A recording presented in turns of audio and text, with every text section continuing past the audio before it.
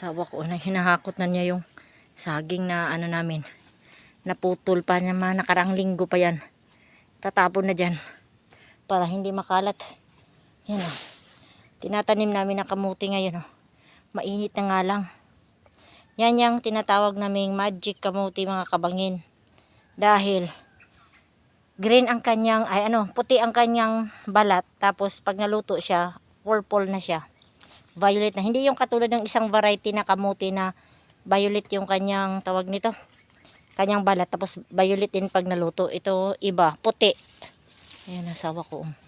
Lakas ng asawa ko. Kaya malakas asawa ko kakain ng banana Q. Tsaka nilagang saging. Ayan. Grabe.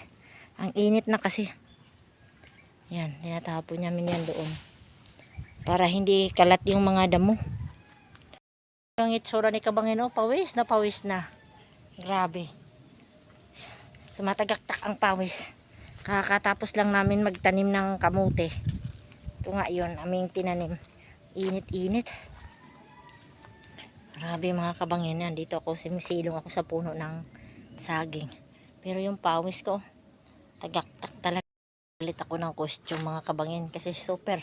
Yung aking damit, mapipigaan na super, pawis. Asawa ko, nagpalit na rin ng attire. Binilad na namin yung aming mga damit dun. Habang mainit. Para matuyo. Kasi pawis lang naman yan, maya suotin namin yan, palitan ang damit namin. Hakot ng hakot ang asawa ko kasi nga talaga naman napakainit na. Alas 9 pa lang ng umaga mga kabangin, pero ang init, grabe, tagiktik ang init, tuyo imong utak, grabe. Laki na pala yung bunga ng papaya daw. Ayan o. Kabangin. Pwede dito. Ayun. Manananggal tayo ng mga dahon na saging para magginhawa-ginhawa. Ay!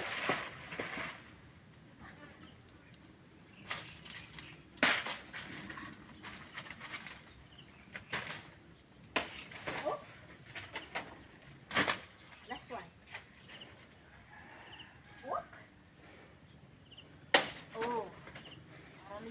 Liwanag, hindi makahalungan yung mga natin. Ito pa isa, last one. Sana abot. Ready, get set. Abot din sa wak. Grabe. Nakaktak ang pawis. Grabe. Makabangin. Uli natin.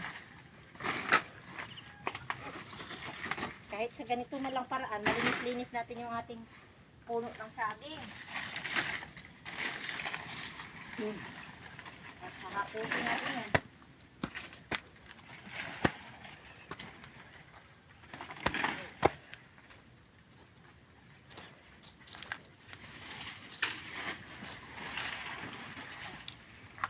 Yan. Asawa ko, busy talaga sa mga paghahakot. Ganyan ka talaga kasinop ng aking asawa. Ayaw na niya yung tawag nito, yung makalat-kalat yung mga damo.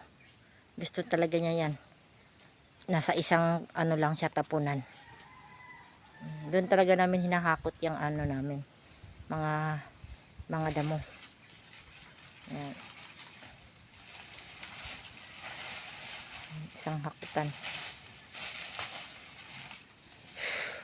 Ayan mga kabangin ang dami pa naming linisin Yan, papunta pa yan doon kung ilang taon pa yan namin malinis.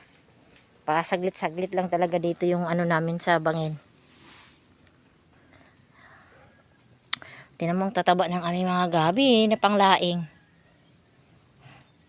Sana magkatakway na yan. Ang sarap ng takway niyan mga kabangin. Sarap. Nakakain na ba kayo niyan mga kabangin? Takway ng gabi. Ala, yan na naman si Mati. Ito na naman yung aking kaibigan. Hindi pa rin natapos sa pag ano. Oh, tingnan nyo mga kabangin, oh. Yung aking kaibigan na si Mati. Oh, hello Mati. Oh, what are you doing, Mati? You're always eating ah. Ay sus, Mati, ubos na yung dahon namin. Wala na tayong gulayin yan.